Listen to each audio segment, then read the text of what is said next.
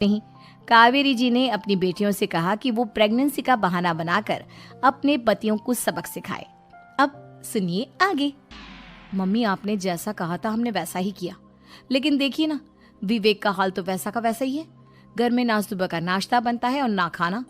नौकरी पर जाने की बात करूं तो खाने को दौड़ते हैं मुझे। हाँ मम्मी, मैंने भी सुमित को कितनी बार कहा कि अगर नौकरी नहीं करनी तो कोई छोटी सी दुकान ही खोल लो, घर का खर्चा कैसे चलेगा। देखो दोपहर के 12 बजने आए और जनाब अभी तक सो रहे हैं। हाँ मम्मी, ईशा और सुहाना ठीक कहती हैं। अविनाश का भी यही हाल है। जब मैंने अपनी प्रेगनेंसी के बारे में कहा तो मुझसे कहने लगा, अरे दूसरी लड़कियां तो 9-9 महीने तक नौकरी करती है, बस डिलीवरी के टाइम छुट्टी लेती है। मोहिनी, तुम भी नौकरी करो।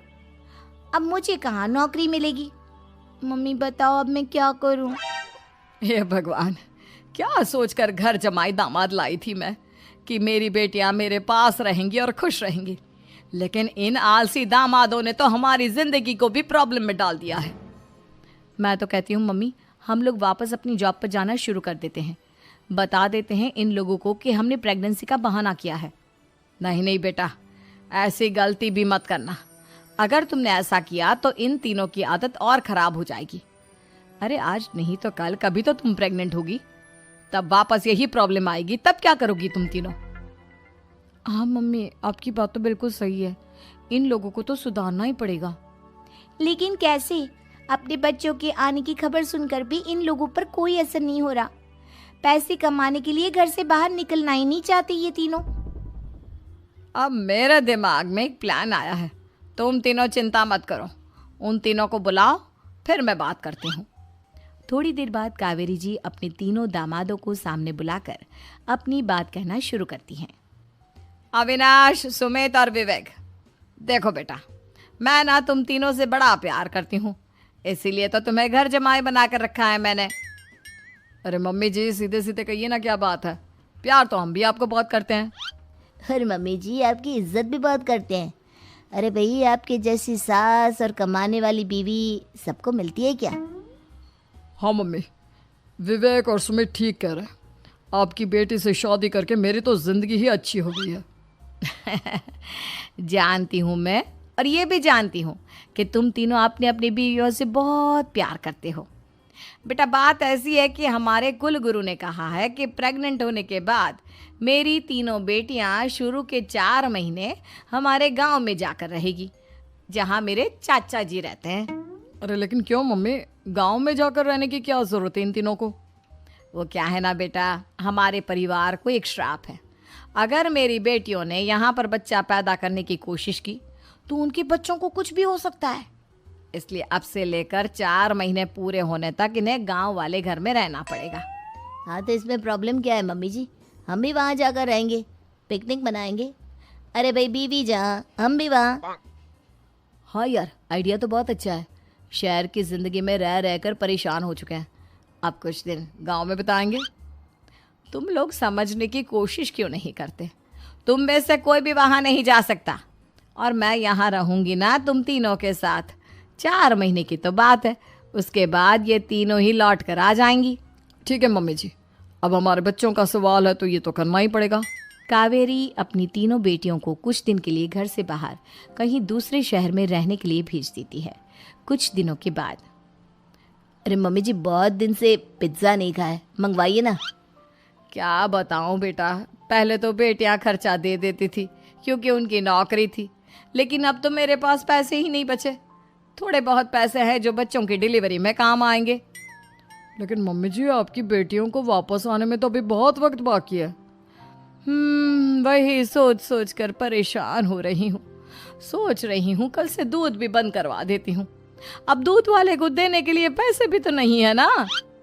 अरे नहीं नहीं मम्मी जी, अगर दूध भी बंद करवा दोगी तो मुझे चाय कहाँ से मिलेगी? और चाय के बिना मैं तो मर ही जाऊंगा। क्या करूं बेटा, इसके अलावा हमारे पास कोई ऑप्शन नहीं है। मेरे पास पैसे ही नहीं बचे। इस तरह कावेरी जी धीरे धीरे अपने तीनों दामादों को पैसे देना बंद कर देती हैं और घर में खाने पीने की चीजें लाना भी बंद कर देती है। अब वो तीनों बुरी तरह से परेशान होने लगे थे और इसलिए एक दिन तीनों प्लान करके घर से बाहर निकलते हैं और बाजार में जाने के बाद, यार अच्छा खाना खाए हुए कितने दिन हो गए, पता नहीं कब अच्छा खाना मिलेगा। हमारी बीवियों के जाने के बाद तो हमारी हालत भिखारियों जैसी हो गई है यार। कुछ भी हो, मुझे तो आज पिज्ज़ा खाना ही खाना है। जेब में 1 रुपया नहीं है और पिज्ज़ा खाएगा, कहाँ से आएंगे पैसे? अरे देख वहाँ सामने बोर्ड पर क्या लिखा हुआ है, कंप्यूटर पर काम करने के लिए एक आदमी की आवश्यकता है। भाई मैं तो जा रहा हूँ, काम करूँगा और शाम तक पैसे लाकर आराम से पिज्ज़ा खाऊंगा। जा जा, तुझे कोई काम नहीं देने वाला, हम तो घर जा रहे हैं। चल भाई सुमित। सुमित और अविनाश वहाँ से चले जाते हैं और विवेक उस कंप्यूटर शॉप पर सारा दिन काम करके 5,000 रुपये कमा कर घर लौट कर आता है और अपने खाने के लिए अच्छी अच्छी चीज़ें भी लेकर आता है। ये देखकर विवेक और सुमित के दिल में भी कुछ पैसे कमाने की इच्छा जागती है। अरे सुबह सुबह कहाँ चल दिए तुम? मम्मी जी एक बहुत अच्छी जगह मिली है, कंप्यूटर पर काम करने के 5,000 मिले थे कल मुझे। अगर रोज़ काम करूँगा तो पूरे 40,000 की तनख्वाह। अरे वाह, ये तो बहुत अच्छी बात है दामाद जी, आपको जाना ही चाहिए। सुमित और अविनाश विवेक को इस तरह तरक्की करते देखकर परेशान हो जाते हैं और वो दोनों भी काम की तलाश में निकल पड़ते हैं। धीरे धीरे उन दोनों को भी काम मिल जाता है। अब कावेरी के तीनों दामाद छोटी मोटी नौकरी करके अच्छा पैसा कमाने लगे थे। एक दिन कावेरी उन्हें अपने पास बुलाती है। अरे वाह, विवेक 40,000 कमा लेता है, अविनाश 60,000 और सुमित तुम भी 40,000 के आसपास कमा ही लेते हो। कुल मिलाकर तुम अच्छे खासे पैसे कमा रहे हो बेटा।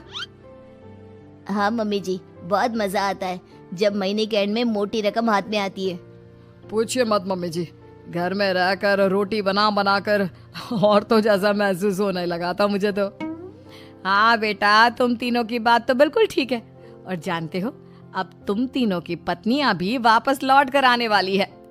लेकिन मम्मी जी अभी तो उन्हें गए सिर्फ 2 महीने हुए हैं, आपने तो कहा था वो 4 महीने के बाद लौट कर आएंगी।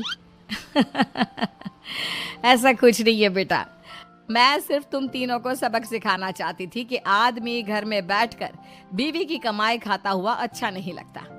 इस दुनिया में हर इंसान को मेहनत करनी चाहिए, काम करना चाहिए, चाहे वो औरत हो या आदमी, ताकि अपने परिवार को संभाल सके। कावेरी की बात सुनकर उन तीनों को अपनी गलती का एहसास होता है और कावेरी उन्हें सच बता देती है कि ईशा, सुहाना और मोहिनी शहर में ही कहीं दूसरी जगह रह रहे थे। शाम के वक्त उन तीनों की पत्नियां लौट कर आ जाती है